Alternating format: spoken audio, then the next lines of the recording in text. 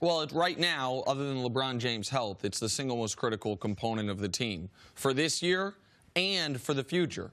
For this year, because he is the second best player on this team, and the only person who maybe has an argument is Rajon Rondo, who's also out with an injury right now. And for the future, that blue chip trade piece that everyone had assigned to Brandon Ingram, slide that over to Kuz if he can keep this up. Now, Good news, bad news. Right. Yeah, it would have been amazing if both those guys look like blue chippers. And Ingram, to his credit, game before this, second most points in his NBA career with 29.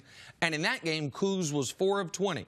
To respond to the worst game of your NBA career, one of them, 41. with 41 through 3 quarters, what an excellent performance in a game. The Lakers can lose any of these games. With no LeBron and no Rondo, I don't care if they're home against the Pistons, any of these games are available to be losses, and Kuzma was outstanding. And then in the fourth quarter, I don't know that they planned on having him sit the whole fourth quarter, but the bench and Beasley and Zubats extended a 13 or 11-point third quarter lead to a 20-point lead, so those guys were able to sit. This was a great game, and it continues on a very important progression for Kyle Kuzma. For a number of reasons, he becomes very important. It's not only being able to score the basketball, but how he can score it.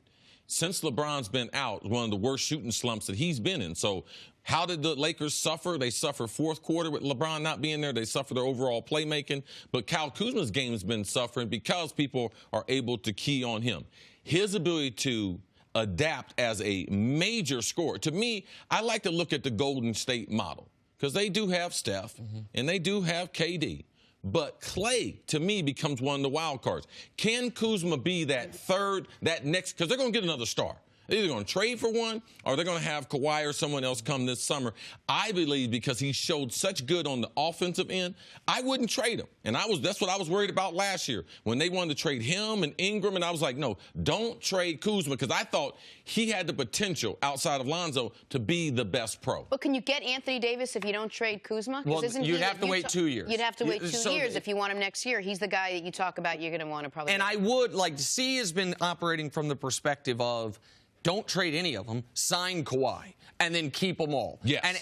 So you're telling me if I don't get my wish and do something else, then I'm trying to keep him out of that deal. But if you want Anthony Davis, it's pretty much hold your hands up. Because it's not like Lonzo and Ingram have given you anything that they're going to want. Well, and I mean, they would. I don't want to downgrade them to that level, but you've got to include a blue chipper. You're going to be getting a top 5 player in the league. Kuzma is a guy who has now elevated himself over number 2 pick of the draft, Lonzo, number 2 pick of the draft, Ingram, as their biggest blue chipper. And I want to give you credit on this, C. This summer, when I was saying the Lakers traded all for Kawhi, doesn't matter, you kept saying, man, I would trade it all except for Kuzma.